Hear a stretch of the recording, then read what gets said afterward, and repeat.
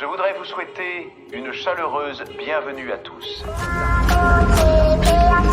Overall selection, the Montreal Canadiens select from the U.S. National Development Program, Cole Caulfield.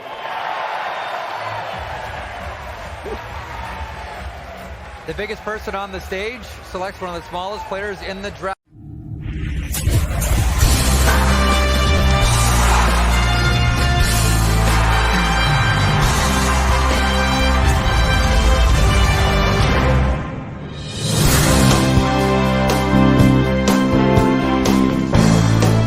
La partie peut commencer.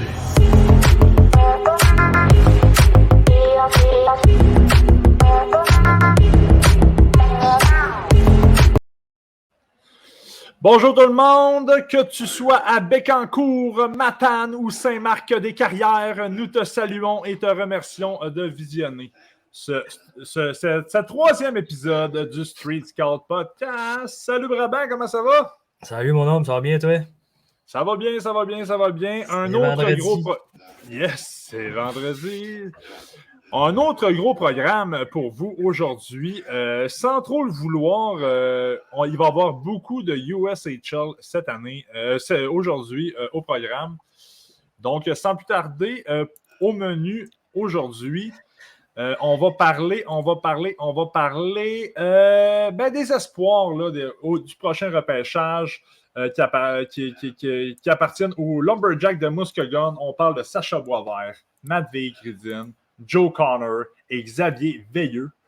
On va également parler du défenseur format géant des Stars de Lincoln dans la USHL, Adam Kleber. Il y a un intriguant espoir qui s'appelle Caden Sheehan, qu'on va également vous parler. On va Michael Hague, qui est un espoir de première ronde du style de Chicago, va être également discuté. Austin Bornevic des Capitals de Madison. On va également parler d'un espoir russe du nom d'Egor Sourin. Et oui, on a fait des visionnements sur Trevor Connolly, le kick numéro 1 du Snake Boisvert. Puis Trevor Connolly qui joue avec le Storm de Tri-City. Il y a également un de ses coéquipiers qui est un espoir là, pour le prochain repêchage. Et il s'appelle Philippe Blais-Savoie. C'est vraiment pas un Québécois, il est américain. Puis on a également reçu, Brabant, plusieurs questions. Il y a quelques questions, en fait 4 questions là, du public qu'on va vous répondre là, à la fin du podcast. On apprécie les questions que vous nous demandez. On l'apprécie vraiment beaucoup, puis on a bien hâte de vous répondre. Alors, sans plus tarder, on va commencer, Brabant. On va parler du match. Tu as regardé un match des Lumberjacks de Muskegon dans la USHL. Ils jouaient contre le programme américain. Exactement. Toutefois, c'était pas la grosse équipe du programme. Hein. Ils alignaient leur équipe U17. Exactement. Parle-nous donc de ce match-là. Parle-nous donc des espoirs du prochain repêchage là, qui ont évolué dans cette rencontre-là. Ben, je te dirais, pour commencer, ça a été une game assez spéciale parce que la game, elle s'est pas finie, en fait. Il y a eu un problème de Zamboni, fait que je vais juste avoir 2 périodes à vous présenter. C'est comme un petit peu farfelu comme première analyse. Mais... Puis pourquoi la game ne s'est pas terminée? La Zamboni, elle a brisé. Ah, tu l'as dit? OK. Ouais. J'ai fini la vidéo, mais abonné, il commençait à faire une compétition de tir de barrage. Fait que là, je commençais à trouver ça bizarre un peu.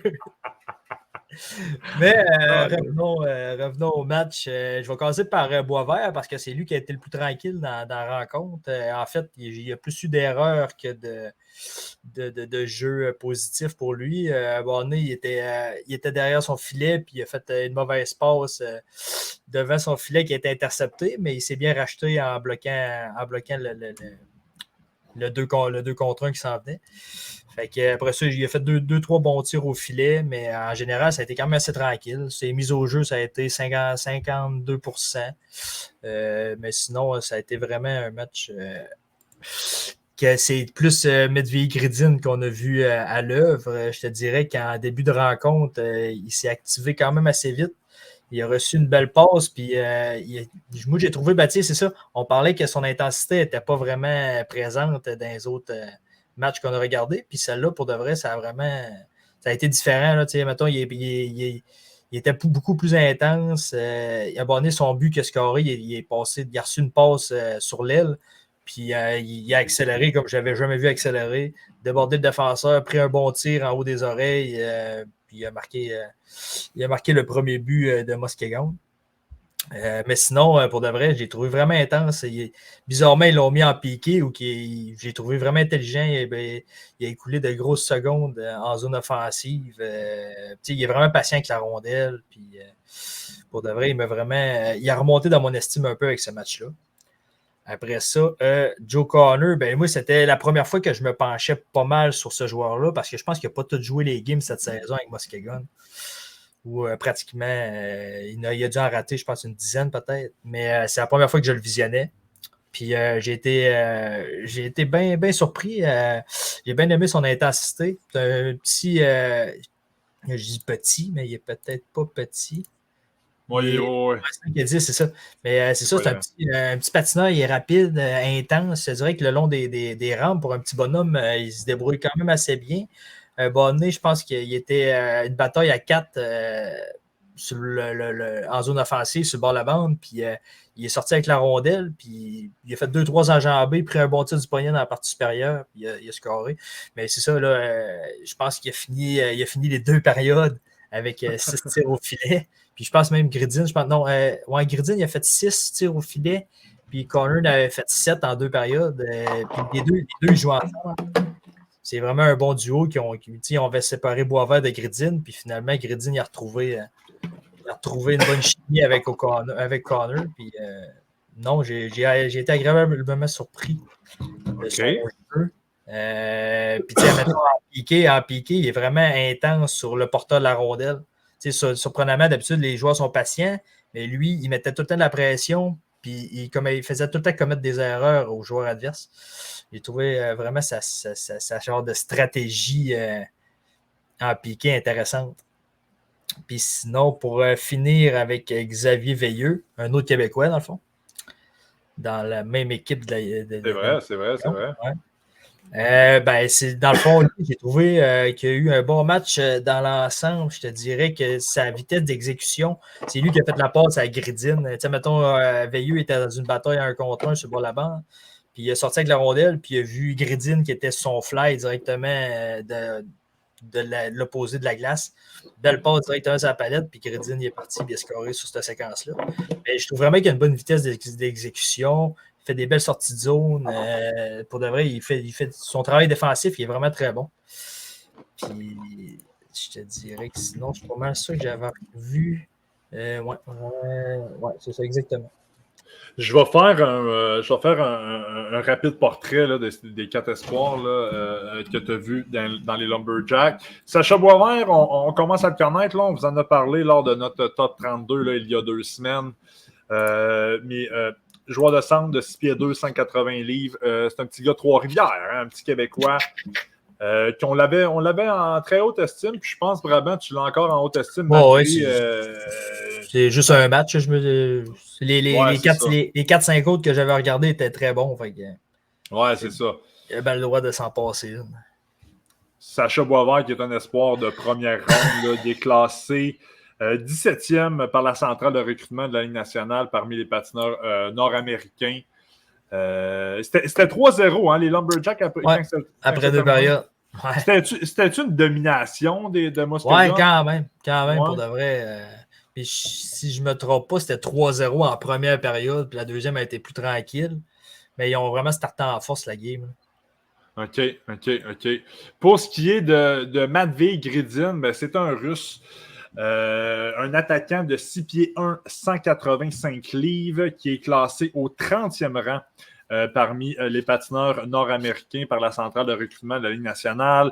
Matvei Gridin, qui est en ce moment, au moment d'enregistrer ce podcast-là, qui est au sommet des pointeurs de la USHL avec une production de 59 points en 46 matchs, 25 buts, 34 passes. Il est à égalité là, au sommet des pointeurs de la USHL avec Jake Sondrell. Donc voilà pour Matvei Gridin. Je suis surpris. Moi, c'est ça, Matvei Gridin, c'est pas un espoir que j'aimais nécessairement, mais là, tu me dis qu'il a joué un bon match. On va se concentrer sur lui dans les prochaines semaines. C'était vraiment son implication que j'aimais pas vraiment. Puis je te dirais que ce game-là, il m'a montré tout le contraire de ce qu'on avait déjà vu. Y était-tu un trio avec Boisvert? Non, c'est un trio avec Joe Connor. OK, il y était Joe Connor. Mais parlons-en, Joe Connor, joueur de centre de 5 et 10, 174 livres. Joe Connor, c'est un overreach dans le fond. Il est admissible au repêchage l'an dernier. Ne s'est pas fait sélectionner là, pendant les 7 rondes de la Ligue nationale. Revient cette année et justement, ses bonnes performances l'amènent à être classé au 131e rang par la centrale de recrutement parmi les patineurs nord-américains.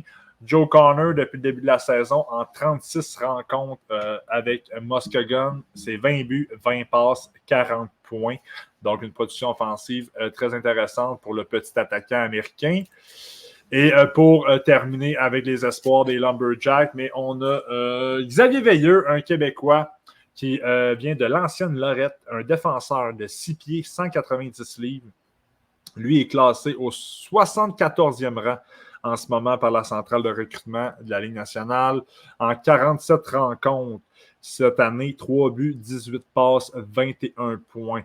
Ouais, c'est ça, tu disais que tu l'avais aimé, hein, Xavier?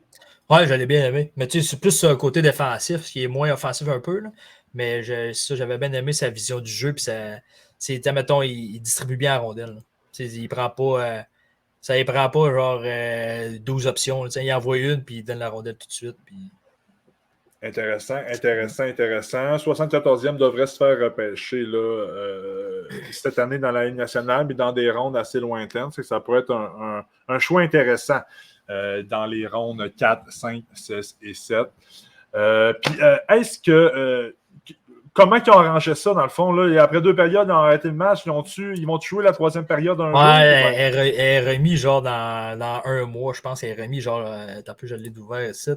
Elle est remise le 24 mars. Ah, le 24 mars, on va compléter cette rencontre-là. C'est assez spécial, là, mais...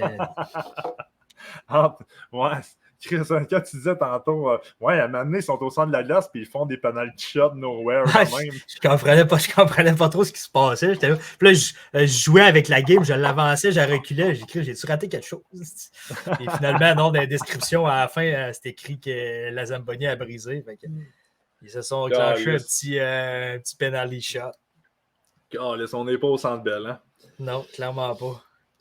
Pendant que tu regardais les espoirs là, des Lumberjacks contre le programme américain des U17, de mon côté, j'ai visionné un match entre les Stars de Lincoln et les Musketeers de Sioux City, toujours en USHL. On a énormément de USHL aujourd'hui. Commençons du côté des Stars. Il y a un défenseur qui est nommé Adam Kleber. Adam Kleber, qui est un défenseur américain de 6 pieds 5, 203 livres. C'est vraiment là, un défenseur format géant. Là, il est énorme. C'est un match qui s'est déroulé le 17 février.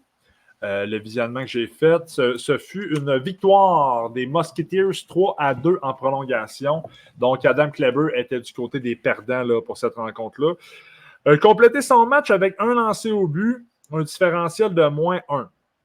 Bon, Adam Kleber, c'est un gros défenseur. Souvent, les gros défenseurs, c'est des arrières défensifs. Kleber ne fait pas exception à ça. Sauf qu'il y a quand même, j'ai noté qu'il y a quand même beaucoup de qualité. Bon, pour la forme, là, Kleber, c'est un espoir qui est classé au 60e rang parmi les patineurs nord-américains. On parle ici d'un espoir de 3e tour. Moi, je ne serais pas surpris de le voir sortir en 2e ronde. Là. Les gros défenseurs comme ça là, ont vraiment la cote là, parmi les organisations de la Ligue nationale. En 38 matchs cette année avec les Stars de Lincoln, on parle de 5 buts, 14 passes pour Kleber. Dans cette rencontre-là, c'est ça, Kleber, il a excellé dans sa propre zone, prend beaucoup de place. Là. Ouais, c'est ça. Il prend beaucoup d'espace, la patinoire. Très, très bon bâton. Là. Bâton très actif défensivement pour couper les lignes de passe, pour provoquer des revirements. Il a vraiment joué un bon match là, dans cette facette-là. c'est pas un défenseur que j'ai vu beaucoup, là, donc mon analyse n'est pas complétée là, sur lui. Là. Mais dans cette rencontre-là, défensivement, il a vraiment excellé. J'ai été étonné de voir qu'il y avait un spot sur le deuxième power play. Fait que quand j'ai vu ça en début de match, je me suis dit que j'allais me concentrer sur sa game offensive, ce que ça donnait. C'est un gros défenseur qui se déplace relativement bien. Là. On parle d'une vitesse qui est dans la moyenne, là. Mais souvent, ces gros défenseurs-là, justement, sont un petit peu plus lents. C'est ça, se déplace relativement bien sa patinoire, mais il n'est pas très élégant. Là. Des fois, là, il prenait son air d'aller, là, puis son coup de patin, c'est ça, il n'est pas très élégant, pas très fluide. Puis j'ai remarqué aussi que Kleber, de temps à autre, appuyait l'attaque. Est-ce que. Puis là, je trouvais ça intéressant. OK, appuyer l'attaque, OK, il y a une autre dimension dans sa game. Ce n'est pas un défenseur qui est strictement défensif. Mais quand il appuyait l'attaque, je trouvais qu'il voulait vraiment la rondelle, mais quand il avait la rondelle, il y a un contrôle de la rondelle qui est vraiment déficient. Là. Des fois, il y avait la rondelle en zone offensive, puis il ne savait pas quoi faire avec la rondelle, la perdait, causait des revirements. Sauf que quand il appuyait l'attaque, par exemple, puis qu'il allait, mettons, prendre un spot en avant du filet pour attirer le défenseur adverse, pour donner de l'espace à ses coéquipiers, dans ce temps-là, je trouvais que c'était plus positif pour son équipe. Fait que, c'est ça, il appuyait l'attaque, c'était intéressant, sauf que quand il y avait la rondelle, là, c'était un petit peu plus difficile de son côté. Là, c'est ça, son contrôle de la rondelle était vraiment difficile. Un match qui est grosso modo un bon match. C'est ça, fin de deuxième ronde, troisième ronde, en ce moment, je suis à l'aise, mais je vais... c'est ça, je n'ai pas assez de visionnement là, du côté de Kleber pour en faire une analyse qui est complète, puis une analyse avec laquelle je suis à l'aise, mais a démontré des choses intéressantes. De l'autre côté, du côté des gagnants, des Musketeers, on avait Caden. Changer la Caden. bannière en bas, mon homme. Ah, ouais, je suis dans...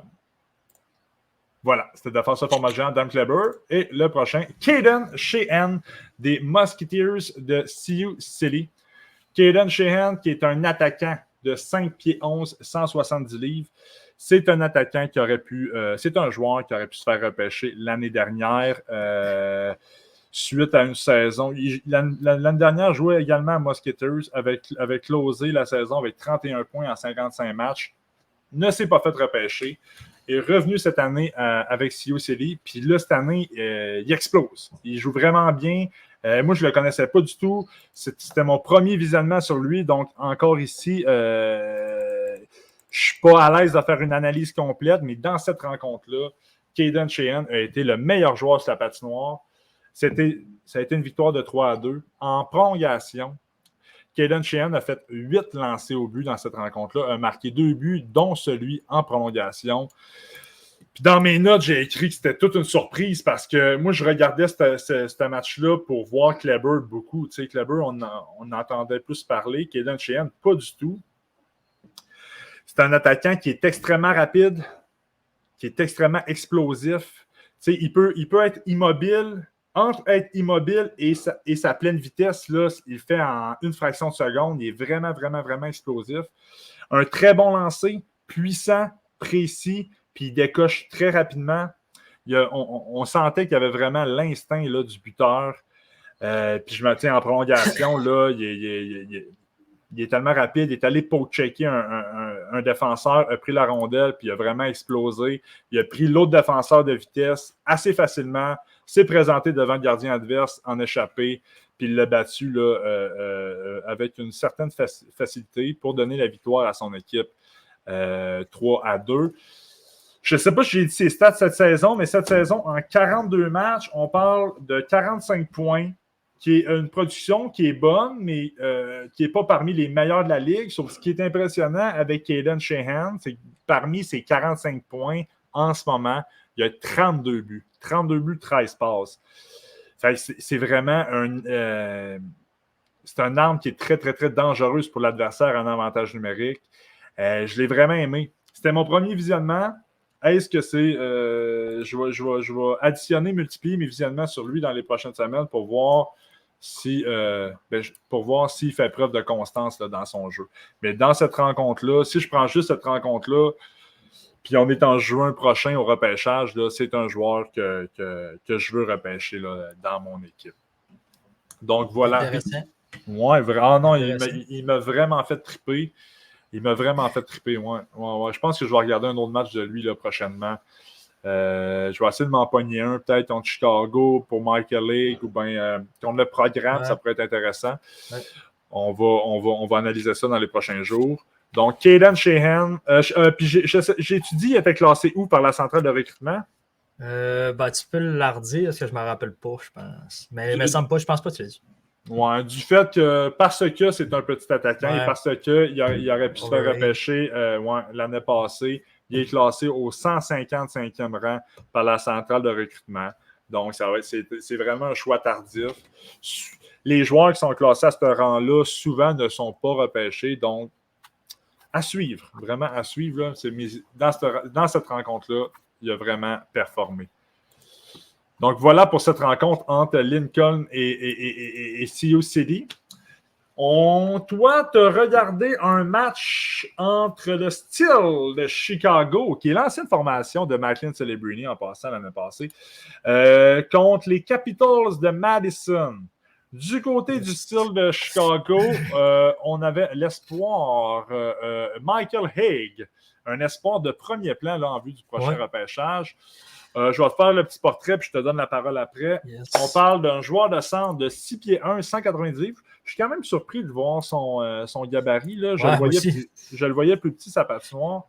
Michael Hague qui est classé au 19e rang par la centrale de recrutement de la Ligue nationale parmi les joueurs nord-américains, parmi les patineurs nord-américains.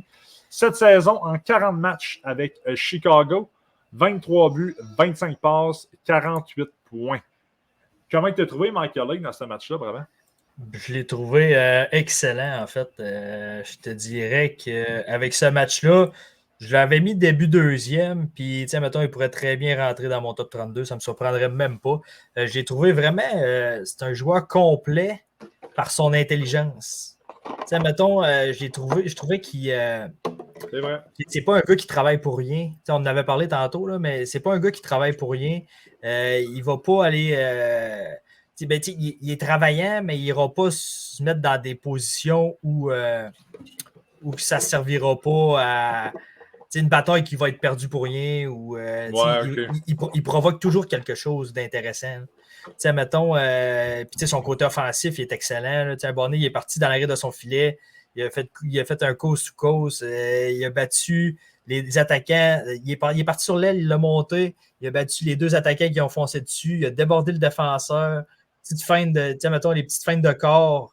Il a shifté le défenseur, débordé. Il a couché le gardien, puis il l'a mis dedans, en fait. Là. J'ai été vraiment surpris. C'est vraiment une belle séquence. Puis, je te dirais qu'en général, tout tourne autour de lui. Là. C'est vraiment lui. Autant sur le PP, là, c'est la rondelle elle est tout le temps vers lui. Il a scoré son deuxième but. C'était justement sur le PP. Quand l'attaquant il s'en va à la ligne bleue puis il rentre dans la zone en vitesse. Mais c'est tout le temps à lui qui faisait les petites waves de même. Puis il a scoré son deuxième but. Un bon tir précis des oreilles. Donc, son talent offensif, il est vraiment bon pour de vrai. Il a une belle vision du jeu. Il voit vraiment tout ce qui se passe à la patinoire. Puis, je l'ai trouvé. Son coup de patin, il est correct, mais son explosion est vraiment bonne. Puis, bizarrement, comme tu dis, là, il mesure 6 et 1, 190, je pense que tu disais. Ouais. J'ai trouvé vraiment petit. Mais il était capable, mettons, il a pogné, c'était des mauvaises punitions, par exemple, mais il y a 2 mises en échec que c'était comme limite un peu, mais ça prouvait qu'il était capable de donner des mises en échec quand même. Mais j'ai bien aimé son match dans l'ensemble, je te dirais. Puis, mettons, il y a eu l'option de scorer son tour du chapeau en fin de troisième. Au lieu de risquer de dégager la rondelle, il était simple, il a fait une petite sortie de zone à son ailier.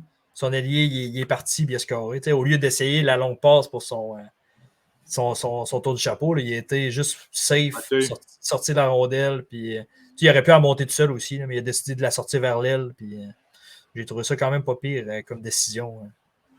Non, c'est vraiment le leader offensif de cette équipe-là. Là. Ouais, clairement. Tout passe par lui là, à Chicago. Là. Ah, c'est l'enfer. Mais c'est pour ça, c'est peut-être pour ça aussi que c'est lui que tu vois, c'est la vedette de l'équipe. Là. Fait que c'est facile de le voir dans des bonnes situations. Puis souvent, en fait. Non, 100%, 100%. Michael Lake qui va s'aligner avec la prestigieuse Université du Michigan en 2025-2026. Donc, l'année prochaine, une autre saison dans la USHL et la suivante va s'aligner dans la NCAA, là, à moins qu'il se fasse repêcher, qu'il signe un contrat et qu'il arrive à être dans une équipe nationale.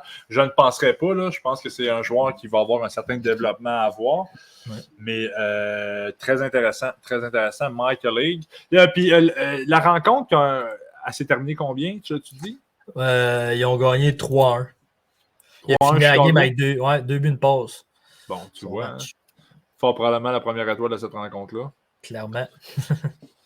Fait que Michael League du côté du style de Chicago. De l'autre côté, il y avait Austin Bornevic.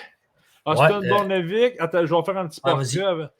Parce que c'est un espoir qui est méconnu. C'est un overage aussi. C'est un joueur qui aurait pu se faire repêcher l'année dernière aussi. Gros attaquant de 6 pieds 4, 200 livres, qui est classé au 80e rang par la centrale de recrutement parmi les patineurs nord-américains. Cette saison, production offensive intéressante. Cette saison, en 44 matchs, 29 buts, 20 passes pour un total de 49 points. Ouais. Tu l'as-tu aimé, toi? Non.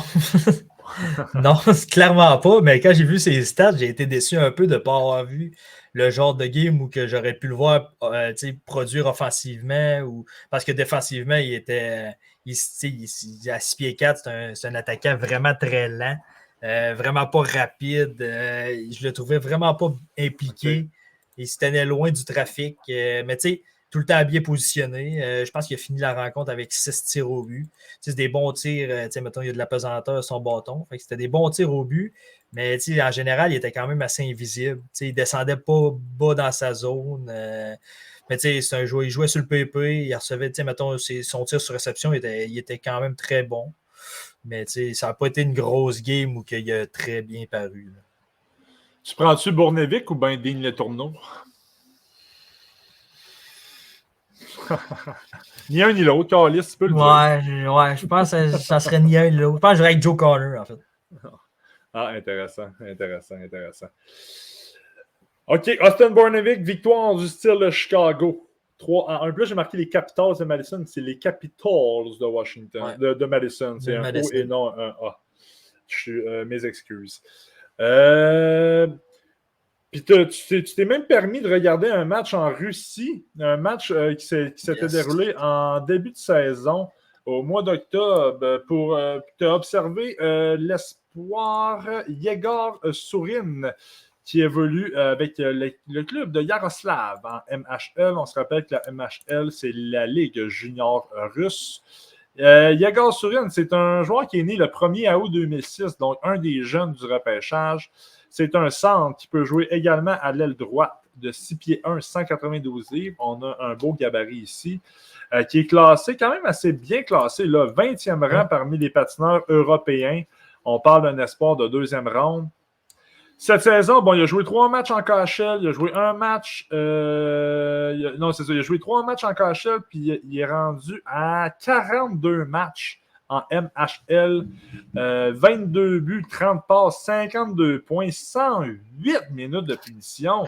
On fait-tu affaire à un Russe qui est robuste? Ouais, qui sort du lot un peu, je te dirais. Tabarouette.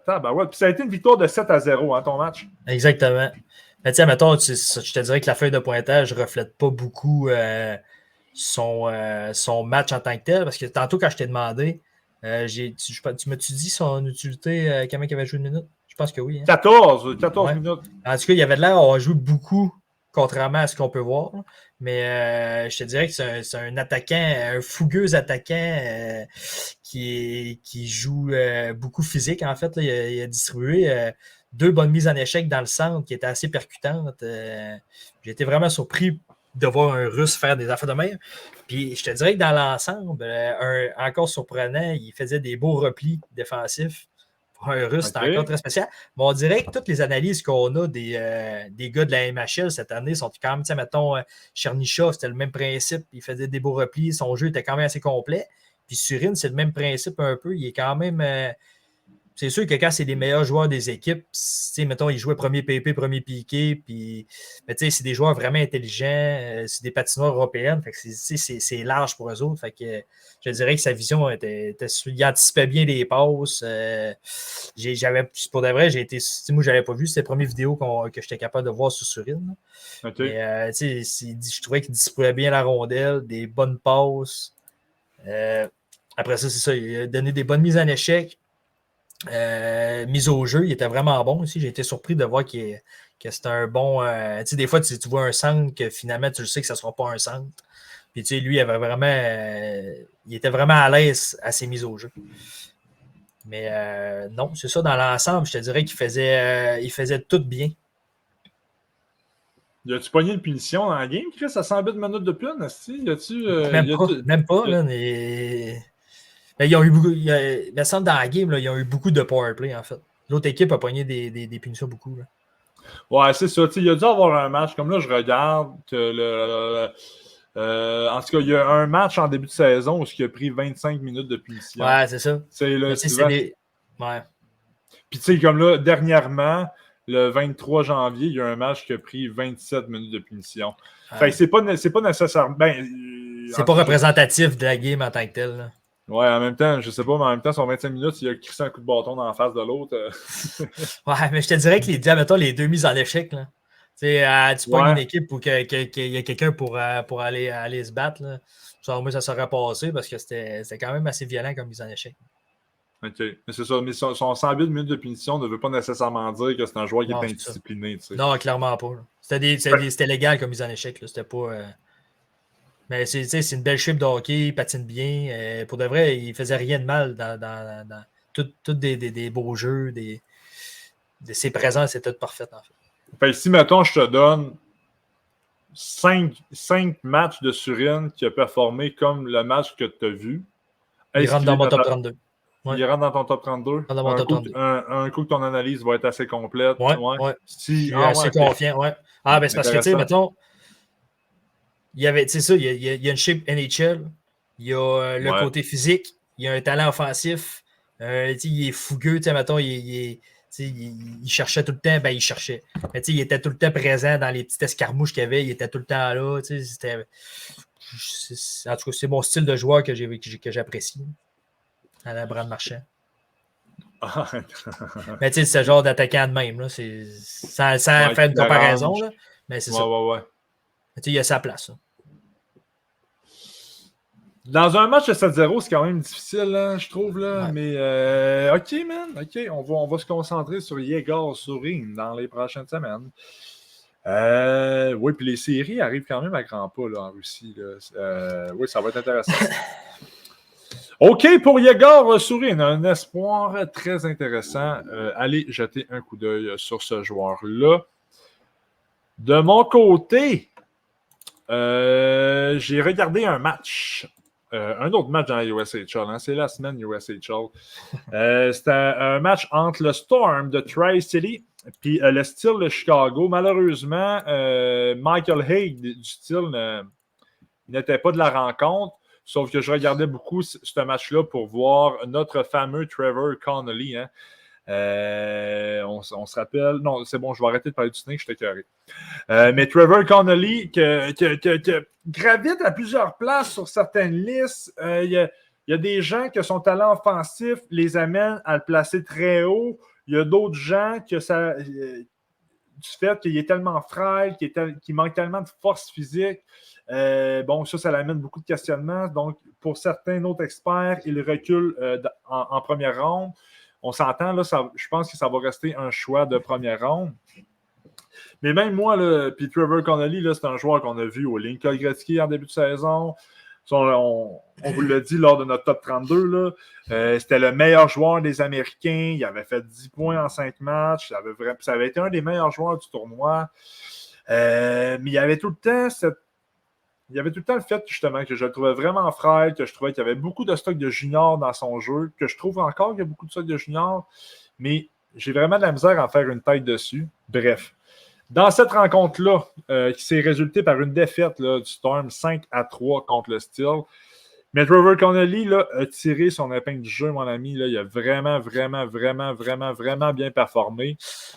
Il a fait 9 lancers au but, a marqué à 2 reprises, puis pas des buts chanceux, puis c'était vraiment des belles pièces de jeu. C'est ça, il a vraiment été dominant dans le match. Sur son premier but, bon, c'est un avantage numérique. Là. L'avantage numérique, c'est le moment où ce que Trevor Connolly là, performe mieux. Là. C'est vraiment un joueur d'unité spéciale. C'est ça, son défenseur, il a passé la rondelle au top des cercles, il a fait un lancer d'une précision chirurgicale pour marquer son premier but. Trevor Connolly, quand il est sur la patinoire, tu le vois toujours. Tu le vois toujours. Offensivement, tu vas le voir créer des jeux, tu vas le voir faire une passe, des passes très précises, des passes à faible pourcentage, mais lui qui va les réussir.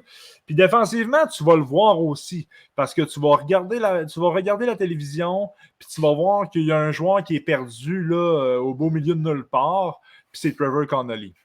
Fait tu sais, le problème avec Connolly, c'est ça, c'est que c'est un joueur qui est unidimensionnel offensivement, mais qui a beaucoup de qualité offensive. Là. C'est pour ça que j'ai de la misère à me faire une tête dessus, malgré... c'est un des joueurs que j'ai le plus de visionnement sur lui là, cette année.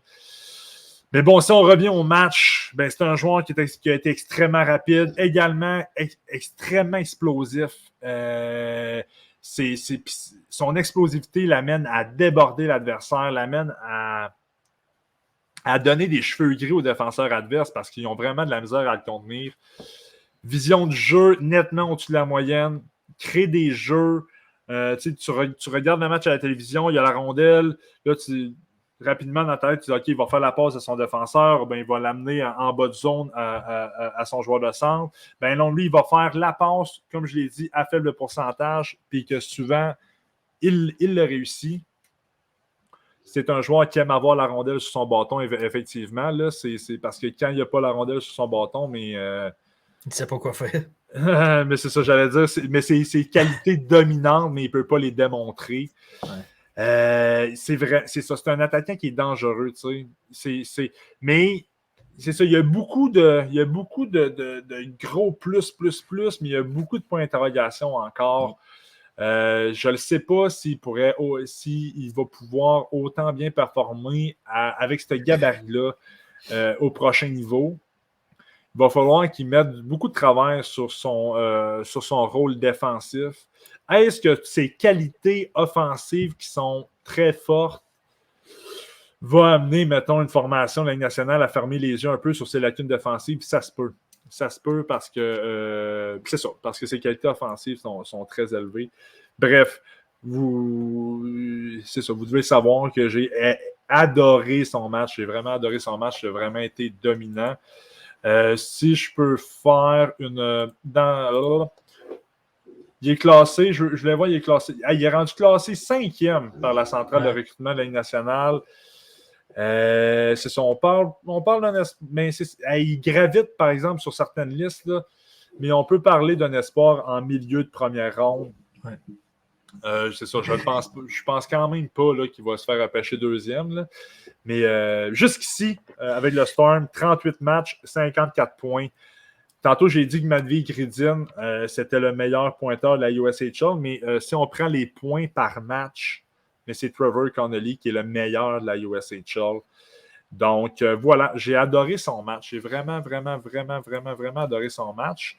Puis dans cette rencontre-là, mais il y avait un des coéquipiers à Trevor Connolly qui est un espoir également admissible au prochain repêchage. Et j'ai nommé le défenseur Philippe Blais-Savoie, qui est aucunement un Québécois. Là. Il est genre né à San Jose, c'est en Californie. 6 pieds, 185 livres. Un joueur qui est classé 181e parmi la centrale de recrutement de la Ligue nationale, parmi les patineurs nord-américains. Donc, on s'entend, là. Hein? C'est un espoir qui est assez lointain. Mais en regardant Trevor Connolly, je m'étais dit que j'allais jeter un coup d'œil sur Philippe. Puis c'est tout le temps ça. Philippe, j'ai énormément de visionnement sur lui, mais pas parce que je me dis le matin, hey, moi, ça me tente d'écouter Philippe Blais à voix à soir. Non, c'est parce que je veux écouter Trevor Connolly, puis Philippe, il joue dans son équipe. Alors, moi, on va en parler Overreach l'année prochaine et tout. Non, je pense pas, mais je pense qu'il sera même pas classé l'année prochaine. Non. Mais, ouais, c'est assez de bon gag. Ouais, c'est ça. En tout cas, dans cette... Chris, tu me déconcentres. Dans cette rencontre-là, il a fait un lancer au but. J'ai aimé son match. Quand même, là, c'est un défenseur qui est fiable défensivement. J'ai trouvé, en début de match, je trouvais que dans la partie en général, j'ai trouvé que c'était un défenseur, on dirait qu'il jouait à l'intérieur de ses limites. Puis ça, moi, j'aime ça. Tu sais, des joueurs qui connaissent leurs forces, qui connaissent leurs faiblesses, qui connaissent leurs limites. Tu sais, comme un peu, c'est un peu ce que je critiquais un peu à Adam Kleber. Là. Tu sais, quand Adam Kleber prenait la rondelle et voulait transporter la rondelle et voulait l'amener dans la zone offensive lui-même, à la place de faire progresser le jeu en utilisant ses coéquipiers, tu sais, je me disais, OK, non. Puis, tu sais, quand il faisait ça, Kleber, ça ne fonctionnait pas, perdait la rondelle, se faisait pas checker. Fait que, tu sais, c'est ça, c'est un défenseur qui ne joue pas encore dans ses limites, tu sais, qui se pense, je ne veux pas dire qu'il se pense meilleur qu'il est vraiment, mais voilà. Mais Philippe Blais-Savoie, je trouvais que c'est ça, c'est un défenseur qui jouait dans ses limites, défenseur fiable défensivement, qui se concentre sur son jeu défensif et le fait bien. Joueur intelligent, il avait une très bonne lecture du jeu, qui avait une bonne lecture du jeu, plutôt, là, on va enlever le trait. Je trouvais que dans cette rencontre-là, c'est ça, son intelligence l'amenait à appuyer l'attaque au bon moment. C'est pas un défenseur offensif, puis ça sera jamais un défenseur offensif, sauf que sa lecture du jeu l'a amené à quelques reprises, peut-être 2-3 fois pendant la rencontre, à appuyer l'attaque. Puis en deuxième période, je pense, il a fait vraiment un beau jeu. Il a appuyé l'attaque, il n'y avait pas la rondelle, il a coupé au filet, il a absorbé le défenseur adverse, il a reçu une passe de son ailier, puis il a juste typé la passe en retrait à l'autre attaquant qui était ouvert dans l'enclave parce que Blais-Savoie il avait absorbé le défenseur près du but, puis ça causait une occasion de marquer. Ça, c'était son beau jeu.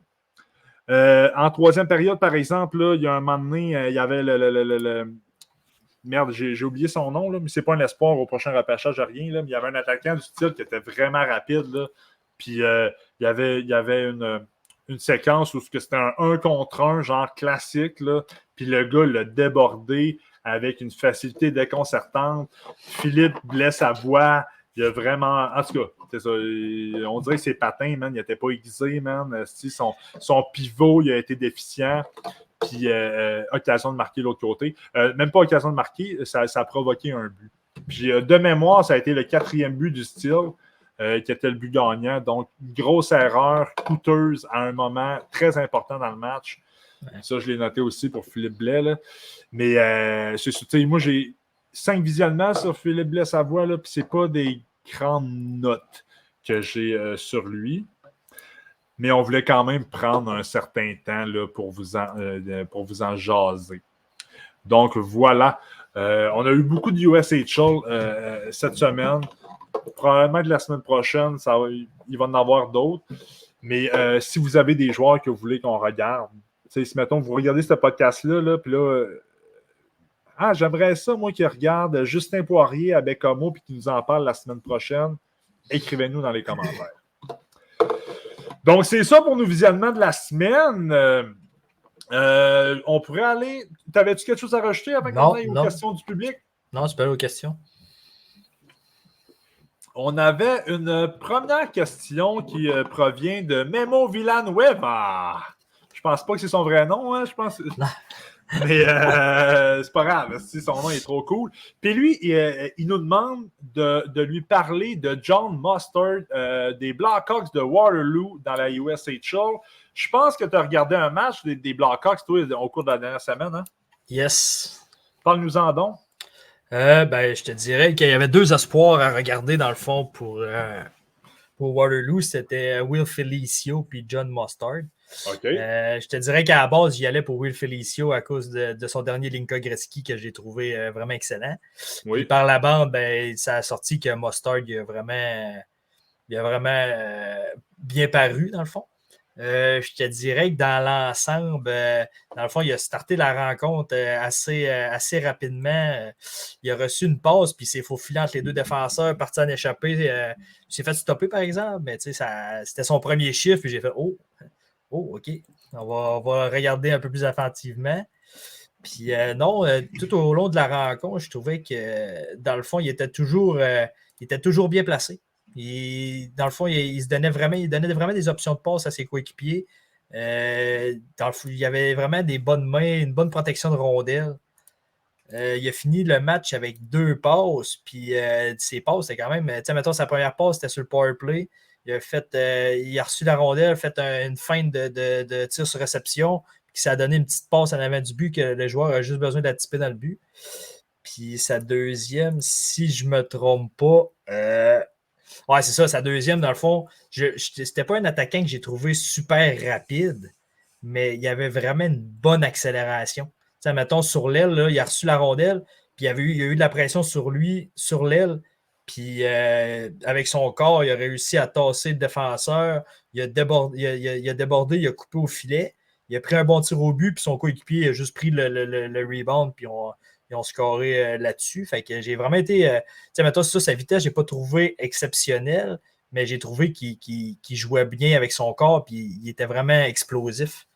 Fait que non, j'ai vraiment aimé son match dans l'ensemble. C'est ça.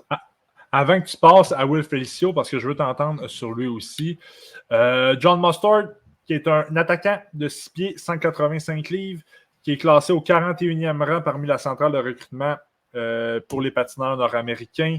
Cette saison, à Waterloo, en 45 matchs, 46 points, 23 buts, 23 passes. Moi, c'est un joueur que j'aime beaucoup. Là. C'est pas nécessairement pour une première ronde, là, mais tous les visionnements que j'ai faits des Blackhawks cette année, c'est un joueur qui sortait du lot dans la victoire comme dans la défaite. Ouais. L'accélération, je l'ai noté aussi. J'avais noté également qu'il était sensible à son jeu défensif. Il vient aider ses défenseurs. Un bon lancer. J'avais noté qu'il manquait parfois d'équilibre, par exemple. Là, se retrouvait souvent pas souvent, quelques fois dans des luttes sur le long des rampes. Là, est-ce que c'est un manque de force physique? Là? Je ne le sais pas, là, mais il se faisait tasser facilement et trébuchait sur la patinoire. Mais écoute, là, on va aller valider ça là, dans les prochaines semaines. Là. Donc, John Mustard est un espoir que j'aime beaucoup. Puis, un autre espoir que j'aime beaucoup, mais puis je veux t'entendre parler sur Will Felicio. Will Felicio, là, c'est un défenseur qui a commencé l'année à Madison, dans USA Truck, qui a été échangé là, il y a quelques semaines aux Blackhawks de Waterloo. Donc, combiner les deux... sa production offensive dans les deux équipes, là, on parle d'une production de 20 points en 39 matchs. Petit défenseur de 5 et 10, 161 livres. Moi puis toi, je le sais, on s'en parle souvent, on l'aime, mais il est classé 196e par la centrale de recrutement de la Ligue nationale, parmi les patineurs nord-américains. Parle-moi de son match à Will Felicio. Je te dirais qu'il y a eu un bon match dans l'ensemble. Son jeu défensif, il est vraiment bon. Je te dirais qu'il est vraiment intelligent, puis dans le fond, il se fait rarement prendre en défaut. En 2 contre 1, en début de rencontre, il a vraiment été patient. Puis quand il a vu l'opportunité de foncer sur le porteur de la rondelle, il a foncé, il a fait perdre la rondelle. Je pense que 2-3 chiffres plus tard, il y a un attaquant qui a essayé d'y passer la rondelle entre les patins, puis ça n'a pas fait. Il a pris tout de suite la rondelle, puis il a fait une belle C'est vrai relance. qu'il est habile, hein? Oui, non, il est vraiment habile. Pour de vrai, il a vraiment une belle vision, pas du jeu en tant que tel, mais de ce qui va se passer à l'instant présent. Je l'ai vraiment trouvé très à l'aise défensivement. Puis, ses sorties de zone, son jeu défensif est vraiment très bon. Maintenant, ses sorties de zone sont parfaites. Quand il n'y a pas d'option, il n'essaie pas de créer quelque chose, il dompe la rondelle. Puis, son jeu offensif, il est correct. C'est pas lui qui va faire des points, mais il joue sur le power play.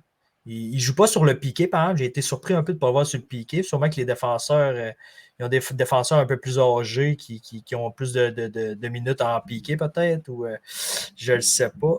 Mais tu sais, mettons, il a obtenu une passe, puis sa passe, ça a été une deuxième passe. Mettons, il n'a pas vu d'option, ben, il a sorti la rondelle de sa zone par la baie vitrée. Son hôtelier a pris possession, puis ils sont partis puis ils ont scoré sa séquence.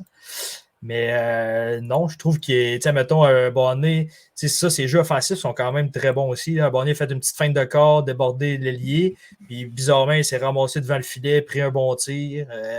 Non, je le trouve quand même assez complet, mais c'est son petit gabarit de 5 et 10, 160 livres qui fait mal un peu pour sa game.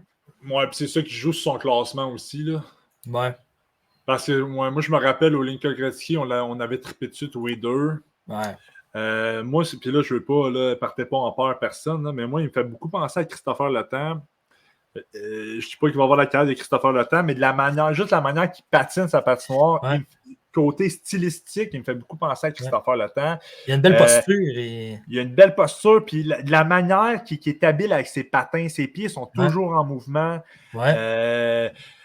Non, c'est ça, son style me fait beaucoup penser à Christopher Letang.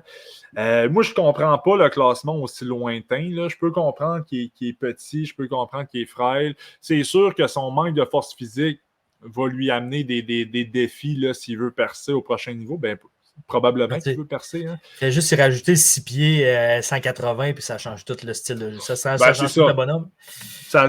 C'est ça. Ouais, ça change tout son futur, je pense. Ouais, je pense ouais. Non, je l'aime bien gros, Will Felicio. Il y a un autre... on a une autre question. C'était pas vraiment une question, c'était plus une affirmation. C'était Jean-Philippe Vandal là, qui était surpris de voir Cole Eiserman. Oui, Cole Eiserman, on va vous en parler. Là, c'est vraiment un espoir qui est polarisant. Qui était surpris de voir Cole Eiserman sortir du top 10 sur certaines listes. Parmi les différents experts. Là. Je suis allé voir rapidement. Là, il y a un Dobber Prospect, le classe 16e. Puis le classement consolidé là, qui est offert par Elite Prospect le place au 11e rang. Je me rappelle, là, il y a 2 semaines, lors de notre top 32, toi, tu le plaçais 3e. Moi, je le plaçais 6e. Mais tu sais, je me sentais. Ouais, en fait. Non, vas-y. Mais tu sais, je mets 3e, mais je me sentais pas encore assez cocky de le descendre. Parce que, tu sais, mettons, on peut dire que c'est un des seuls joueurs que j'ai remarqué qui ne s'améliorait pas. Que ses lacunes restaient tout le temps les mêmes lacunes, puis qui ne travaillait pas à améliorer ces lacunes-là. Tu sais, mettons, tout le monde, mettons, on va être TG Game-là, il fait juste s'améliorer. Elenius, ça fait juste s'améliorer. Puis c'est des joueurs beaucoup plus complets que lui, sans être meilleurs offensivement, mais qui apportent beaucoup plus à une équipe sur l'ensemble de la game qu'un Cole Eiserman. C'est ce que je pense. Mais tu sais, de là à être capable de le sortir de mon top 10, j'aurais beaucoup de misère à le sortir de mon top 10. Non, c'est ça. Moi non plus, je ne sors pas de mon top 10. Tu sais, là, puis encore aujourd'hui, je lisais, là, tu sais, il est défini comme un buteur générationnel encore, tu sais. Ouais. Pourquoi il descend, par exemple, sur les listes? C'est ça qui me questionne. Moi, je pense que le fait qu'il n'ait pas été invité au camp des États-Unis au dernier championnat mondial de hockey junior, est-ce que c'est un problème d'attitude? Est-ce que, tu sais, parce qu'un gars comme James Sagan a été invité, je pense que ça l'a affecté son classement. Tu sais, quand on a vu Macklin célébrer, parce qu'au début de l'année, là, Eiserman Celebrini, là, c'était pas... Celebrini a toujours été en avant d'Eiserman, mais c'était quand même serré, ouais. Ouais. Mais là, tu vois Celebrini qui fait Team Canada, qui est le meilleur attaquant de l'équipe, qui est le meilleur joueur de l'équipe. Eiserman qui n'est pas invité. Je pense que ça a joué sur le classement sur certaines listes. Mais il y a aussi le fait que Eiserman, en début de saison, avait vraiment marqué des buts beaucoup plus régulièrement qu'il fait en ce moment. Il marque encore beaucoup de buts, mais en début de saison, Eiserman était sur un pace de battre les records du programme là, au niveau des buts. Là. Je me rappelle là, où c'était Cole Caulfield, là, quand il s'est fait repêcher, là, il s'est fait repêcher puis il jouait pour le programme. Je pense qu'il avait closé son année avec 72 buts en 62 ou bien 64 matchs. Yzerman, en ce moment, il est sur un pace d'un but par match, peut-être un petit peu plus, là, mais sa production offensive, elle a légèrement diminué. Ce que jouait également sur son classement, je pense. C'est ça. C'est sûr qu'il y a également beaucoup de lacunes sans la rondelle, là, mais ça, ces lacunes-là, quand on le classait deuxième, troisième, on les connaissait quand même. Ouais. Est-ce qu'on les voit plus en ce moment? Peut-être aussi également, par exemple. Tu voulais rajouter de quoi? Vas-y. Ouais, mais tu sais, mettons, c'est sûr que, comme tu parlais, il n'a pas été invité, mais tu sais, dans le sens que si ce gars-là, tu le fais pas jouer sur tes deux premiers trios, il te sert à fuck all. Non, mais... Ouais. Mais il ne jouera jamais sur un troisième trio. Là. Non, mais mettons, avec le programme, si le top 6 était déjà canné, tu n'avais pas besoin d'avoir un Yzerman parce qu'il aurait, tu sais, mettons, il t'aurait rien apporté sur une quatrième ou comme 13e attaquant, à moins que tu décides de le faire jouer en PP. Mais tu sais, les États-Unis. C'est parce que dans la game. Ouais, mais c'est parce que tu as dit programme, mais dans le fond, tu parles avec USA Junior. Ouais, exact, okay. Non, y a pas mettons, si son utilité n'était pas de l'avoir comme scorer des buts. Tu as raison. Ça te sert à quoi de l'avoir? Tu as raison. Je suis 100% d'accord avec toi. Les deux premiers trios étaient amplement capables de scorer, fait que tu n'avais pas besoin d'avoir... Les 4 premiers trios étaient amplement capables de scorer. Fait que, non, mais c'est un crise de bon point que tu apportes là, puis je le partage en tabarouette. Les États-Unis n'avaient pas besoin d'un Cole Yzerman. Puis ils savaient qu'ils n'avaient pas besoin parce que... Hagen apporte beaucoup plus à une équipe qu'un Cole Yzerman. Oui, Hagen est plus complet. Ouais, c'est 100%. C'est peut-être une des raisons pourquoi que le monde a fait oh, Chris, OK, il n'a pas été invité, Hagen a été invité. Qu'est-ce qui se passe? Ouais, 100%. Sauf que ça peut être une assez belle prise pour le Canadien. Si le Canadien rappelle succès pour les fans, là. Cole Yzerman, ouais. Mais également, c'est surprenant. Mais je pense qu'on va le trouver.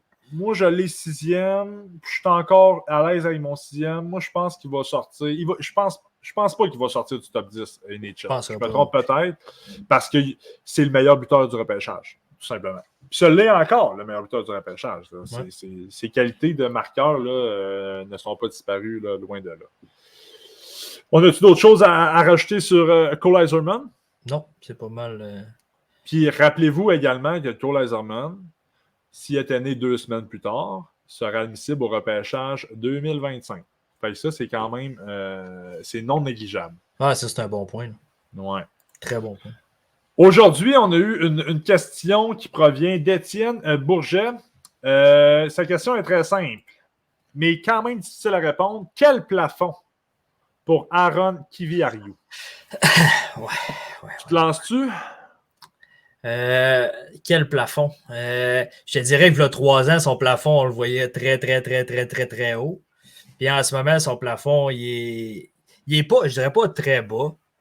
Il y a encore, tu sais, mettons, ses blessures font en sorte qu'il est dur à évaluer, comme on parlait.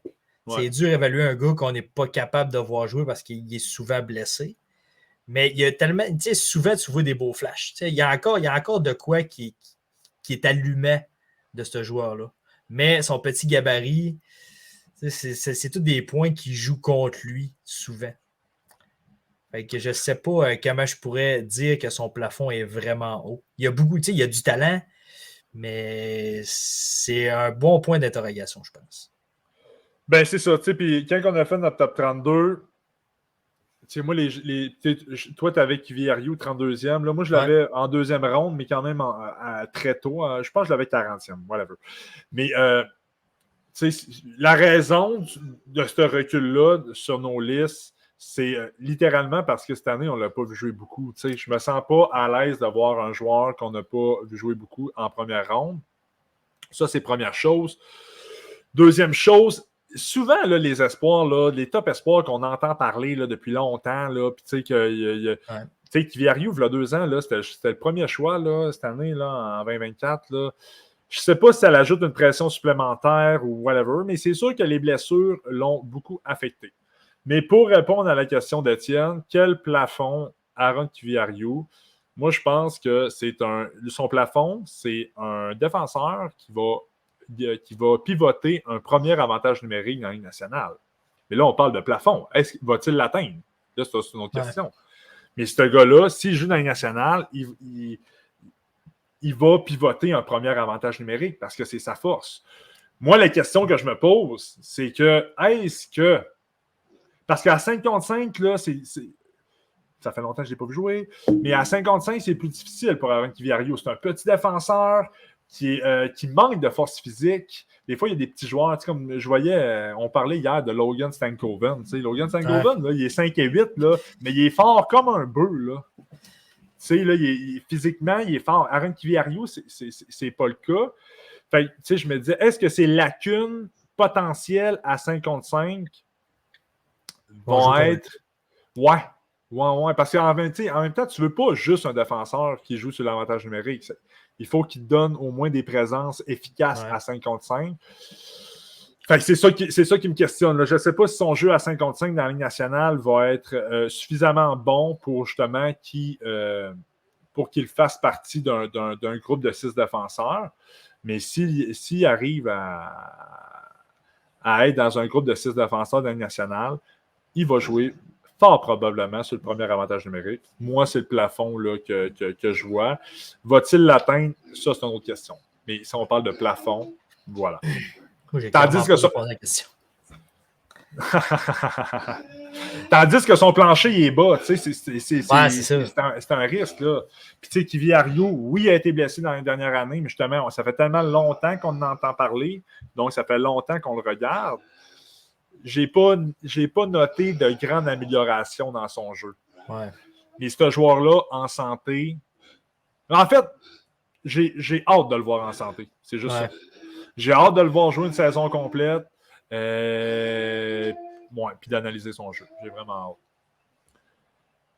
Dernière question du public.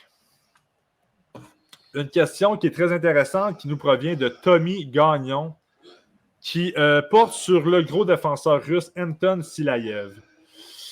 Tommy mentionne que Anton Silayev est classé 2e sur certaines listes, 15 à 17 sur d'autres. Il nous demande, vous vous situez où et pourquoi envers Anton Silayev? Et selon Tommy, l'opinion à Tommy, c'est qu'il a l'impression qu'il manque cruellement d'offensive pour sortir en début de première ronde. Fait que si, mettons, début de première ronde, on peut parler d'un top 10. Il y a 2 semaines, toi, tu l'avais... 9e. Moi, je l'avais 11. Ouais, moi, je l'avais 12, je pense. Là. Ouais, ton opinion sur Silayev. Toi, est-ce que... OK, je vais te poser la question peut-être autrement. Toi, mettons, le fait que Silayev n'a pas tant un upside offensif, est-ce que ça fait en sorte que tu ne le repêches pas dans le top 10? Non, je le repêche dans mon top 10. Mais le problème, c'est que la nouvelle génération de défenseurs offensifs que le 3/4 de la NHL cherche, il y en a tellement cette année que c'est dur de faire passer Silayev avant tous ces défenseurs-là.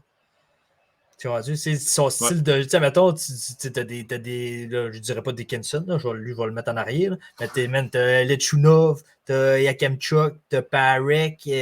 T'as tous des défenseurs que le 3/4 des clubs de la NHL recherchent.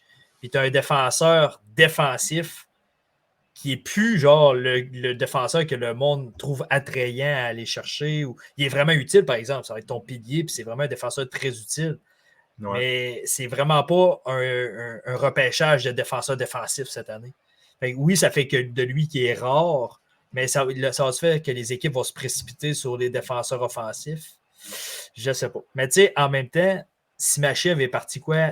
6e l'année passée? Yeah, man. Ouais, man. Ça se pourrait qu'un Arizona décide de se pencher vers le gros défenseur. Mais c'est sûr que son apport offensif vient jouer contre lui beaucoup. Oui.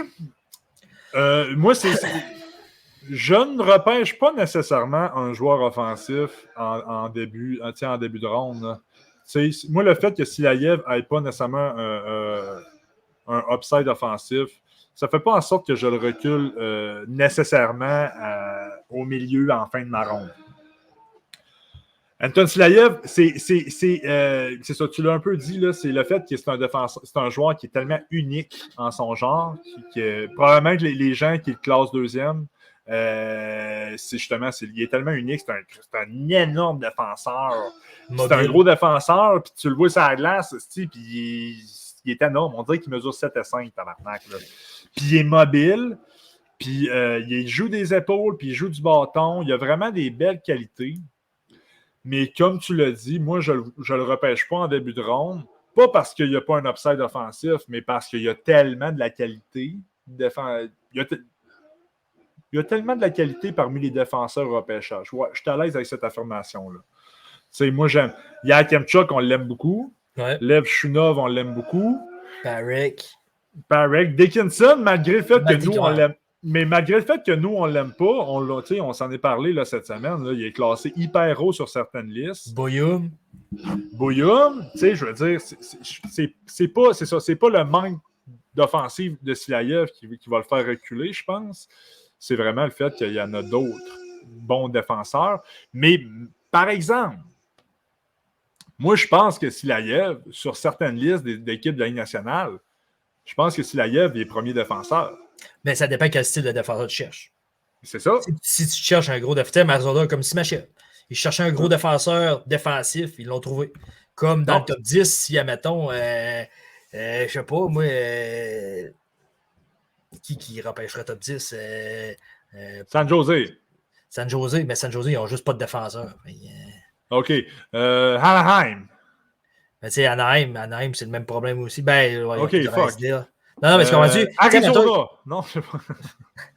Non, mais quelqu'un qui a déjà des défenseurs offensifs, qui n'ont plus besoin de défenseurs offensifs, vont peut-être se pencher vers un défenseur comme Silayev. C'est ça que je veux dire. Ouais. Mettons Minnesota qui ont juste des défenseurs offensifs, tu sais, Brodeen, Spurgeon. Puis là, tu te dis, il me faut un défenseur défensif.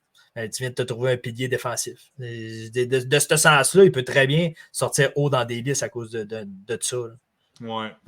Oui, tu as 100% raison. Le fait que c'est un Russe, là, c'est un peu inquiétant là, parce que les espoirs russes, on ne sait plus ce qui arrive, là, mais Silayev, c'est un joueur qui a un plancher qui est très haut. Là. Ouais. T'sais, moi, Silayev, là, dans ma tête, puis c'est ça, je ne ferai pas de prédiction de points là, dans la Ligue nationale, mais dans ma tête, ça va être un joueur qui va jouer dans la Ligue nationale. Là. Ah, puis il va avoir son utilité, là, puis il va jouer des grosses minutes. Oui, moi, je vois beaucoup un Nikita Zadorov. Ouais, le fit est bon. Le fit est très bon. Peut-être que Silayev est moins méchant en ce moment, là, que Zadorov, là, mais je pense qu'il pourrait se développer comme ça, tu sais. Fait que Zadorov, il roule sa bosse. Ah, il roule sa bosse. Il roule sa bosse. Puis je pense même que Silayev peut être meilleur, là. Ouais, peut-être. Oui, clairement. Mais... c'est ça. Moi, je suis d'accord avec Tommy dans le sens que est-ce que Silayev, je le repêche dans le top 10? Peut-être pas, mais c'est pas à cause de son manque d'offensive. Non, je suis d'accord aussi. Merci tout le monde d'avoir écrit des questions. C'est vraiment cool. On avait 4 belles questions là, de nos auditeurs. On l'apprécie énormément. Continuez de nous demander des questions. Puis nous, on va fermer l'enregistrement, puis on va retourner devant nos TV pour écouter d'autres matchs, pour vous transmettre d'autres informations, d'autres observations, analyses de d'autres joueurs là, la semaine prochaine. Tu voulais-tu ajouter de quoi en terminant? Non. On se voit la semaine prochaine. Yes, sir, man. Salut tout le monde. On se voit la semaine prochaine. Le podcast va probablement être enregistré vendredi. Là, je m'excuse si dans les dernières minutes, vous avez entendu crier. Là, c'est un cochon que j'ai ici à la maison. Là, puis tu l'as-tu entendu? Non, j'ai pas entendu.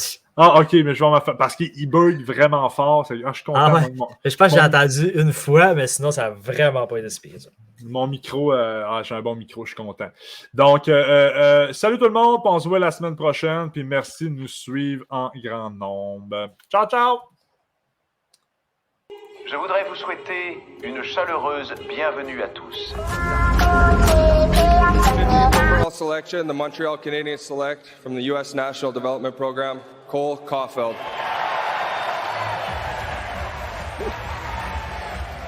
The biggest person on the stage selects one of the smallest players in the draft.